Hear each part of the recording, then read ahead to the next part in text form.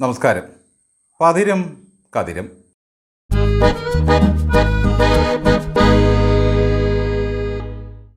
കാവിലെ പാട്ട് മത്സരത്തിൽ തോറ്റു തുന്നമ്പാടി ഉടുമുണ്ടഴിച്ച് കക്ഷത്തിൽ വെച്ച് വീട്ടിൽ വന്നു കയറുന്ന അരശുമൂട്ടിൽ അപ്പുക്കുട്ടനെ ഓർമ്മയില്ലേ യോദ്ധാ സിനിമയിൽ? അവന് വല്ലതും തിന്നാൻ കൊട് എന്നായി ഒടുവിലാൻ. എന്തെങ്കിലും പോരാ, നല്ല കന്നമായിട്ട് തന്നെ വേണം. പൊരിഞ്ഞ പോരാട്ടമല്ലായിരുന്നോ? എങ്കിലീ അമ്മിക്കല്ലെടുത്ത് വിഴുങ്ങിക്കോ എന്നായി അച്ഛൻ. അങ്ങനെ പൊരിഞ്ഞ പോരാട്ടത്തിനൊടുവിൽ അമ്മിക്കല്ലും വിഴുങ്ങി വാടക വീട്ടിൽ കഴിയുകയാണ് നമ്മുടെ ധർമ്മടം MLA ആലക്കാടൻ വിജയൻ. കൊമ്പന് നെറ്റിപ്പട്ടം ചാർത്തിയ പോലെ വിജയൻ എന്ന പേരിനൊപ്പം കൊണ്ടു നടന്ന പിണറായി എന്ന സ്ഥലനാമം ഇനി ചേരില്ല. തോറ്റു തൊപ്പിയിട്ട് ഇത്ര ദിവസമായിട്ടും പിണറായി വിജയൻ വായ തുറന്നിട്ടില്ല. കനത്ത തോൽവി ഏറ്റുവാങ്ങിയ സ്റ്റാലിൻ പോലും തന്നെ തോൽപ്പിച്ച മണ്ഡലത്തിലെ ജനങ്ങളോട് നന്ദി പറയാൻ നേരിട്ട് ചെന്നു. അവരെ കൈകൂപ്പി നന്ദി അറിയിച്ചു. അത് കണ്ട് നാട്ടുകാരും കരഞ്ഞു, സ്റ്റാലിനും കരഞ്ഞു. പക്ഷേ വെള്ളം കുടിപ്പിച്ചിട്ടും തന്നെ കൈവിടാതിരുന്ന ധർമ്മടത്തുകാരോട് പോലും പിണറായി വിജയൻ നന്ദി എന്ന ഒരു വാക്ക് പോലും പറഞ്ഞിട്ടില്ല. പിന്നല്ലേ കേരളത്തിലെ ജനങ്ങളോട്? വെച്ചുവാണിപ്പക്കാർ ഉത്സവം കഴിയുമ്പോൾ പറക്കിക്കെട്ടി പോകുന്ന പോലെ ക്ലിഫ് ഹൗസിൽ നിന്നും കട്ടിലും പായും ചുരുട്ടി വാടക വീട്ടിലേക്ക് പോയി. ഇനി അവിടെ നിന്നെല്ലാം ചുരുട്ടി കൻ്റോൺമെൻറ്റ് ഹൗസിലേക്ക് പോകണം. പ്രതിപക്ഷ നേതാവാകാൻ PB പറഞ്ഞിട്ടും ആദ്യമൊന്നും കേട്ടില്ല. കോൺഗ്രസ്സുകാർ 10 ദിവസം കിടന്ന് തല്ലിയാലും ഹൈക്കമാൻഡ് എന്നൊരു സാധനം അവർക്കുണ്ട്. എന്നാൽ പിണറായി വിജയൻ്റെ പാർട്ടിയുടെ അവസ്ഥയാണ് ഭയങ്കരം. എല്ലാ കമാൻഡും പിണറായി വിജയൻ്റേതാണ്. ഞങ്ങളെ രക്ഷിക്കൂ, ഞങ്ങളിനി ആരുടെ അടിമകളാകുമെന്ന് കരഞ്ഞു തുടങ്ങിയിരിക്കുന്നു കമ്മികൾ.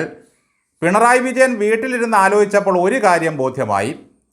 ധർമ്മടം MLA ആയി വാടക വീട്ടിൽ കഴിഞ്ഞാൽ ചെലവുകളെല്ലാം കൂടി മീതിയാകില്ല. മകൾക്കിനി മാസപ്പടിയായി ഒന്നും കിട്ടാനുമില്ല. പ്രതിപക്ഷ നേതാവാകുമ്പോൾ ഔദ്യോഗിക വസതിയുണ്ട്, പോലീസിൻ്റെ എസ്കോർട്ടുണ്ട്, ഔദ്യോഗിക കാറുണ്ട്, പാചകക്കാരുണ്ട്, ക്യാബിനറ്റ് റാങ്കുണ്ട്. ധർമ്മടം MLA ആയി പ്രതിപക്ഷത്തെ ഒരു സീറ്റിൽ പോയിരുന്നാൽ ആര് തിരിഞ്ഞു നോക്കാനാണ്? മുള്ളും മുനയും വെച്ച് മറ്റവന്മാർ കളിയാക്കിയെന്നും വരും. അങ്ങനെ നോക്കുമ്പോൾ പ്രതിപക്ഷ നേതാവായി എങ്കിലും ഇരുന്ന് എസ്കോർട്ടും ഡിസ്കോർട്ടുമായി പോകുന്നതല്ലേ ഉചിതം? ആ പദവി വേണ്ടെന്ന് പറഞ്ഞാൽ പ്രായപരിധിയുടെ പേരിൽ രാജിവെച്ച് വീട്ടിൽ പോയി ഇരിക്കേണ്ടി വരും. അങ്ങനെയും ഒരു പേടിയുണ്ട്. പക്ഷേ അങ്ങനെയൊന്നും പിണറായി വിജയനോട് നിർദ്ദേശിക്കാൻ ശക്തിയുള്ള ഒരുത്തനും PBയിലില്ല. അത് വേറെ കാര്യം. അങ്ങനെ വീട്ടുകാരുടെ ധർമ്മസങ്കടത്തെ തുടർന്ന് വിജയൻ പ്രതിപക്ഷ നേതാവാകാൻ തീരുമാനിച്ചു. ഇനി എല്ലാം കെട്ടിപ്പൊതിഞ്ഞ് കൻ്റോൺമെൻറ്റ് ഹൗസിലേക്ക് പോകണം. പ്രതിപക്ഷ നേതാവിൻ്റെ ഔദ്യോഗിക വസതിയായ കൻ്റോൺമെൻറ്റ് ഹൗസിലേക്ക് DYFIക്കാർ ഒരിക്കൽ മതിൽ ചാടിക്കടന്നതൊക്കെ ഓർമ്മയുണ്ടോ?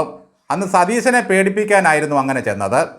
ആ കഥ ആരെങ്കിലും ഓർമ്മിപ്പിച്ചാൽ ആ മതിലിൻ്റെയും ഉയരം കൂട്ടേണ്ടി വരും. വിജയൻ്റെ കട്ടിലും പായുമൊക്കെ ശപിച്ചു തുടങ്ങി. ഈ മനുഷ്യൻ ഇരന്നു വാങ്ങിയ ഗതികേട് ഞങ്ങളും അനുഭവിക്കണമല്ലോ എന്നോർത്ത്.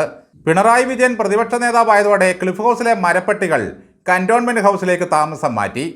റോബിൻ നായയുടെയും കന്നുകാലിയുടെയും അവസ്ഥയാണ് അതിദയനീയം. വീട് മാറിക്കിടന്നാൽ അവറ്റകൾക്ക് ഉറക്കം വരില്ല, പാട്ട് കേട്ടാൽ പോലും. സ്റ്റാലിനും മമതയും വരെ തോറ്റടിഞ്ഞപ്പോൾ പിണറായിയെ ജയിപ്പിച്ചു വിട്ട ധർമ്മടത്തുകാരാണ് ഈ കേരളത്തോട് പിന്നെയും ക്രൂരത കാണിച്ചത്. നിങ്ങൾ ഈ നാട് കുട്ടിച്ചോറാക്കാൻ തന്നെ തീരുമാനിച്ചു.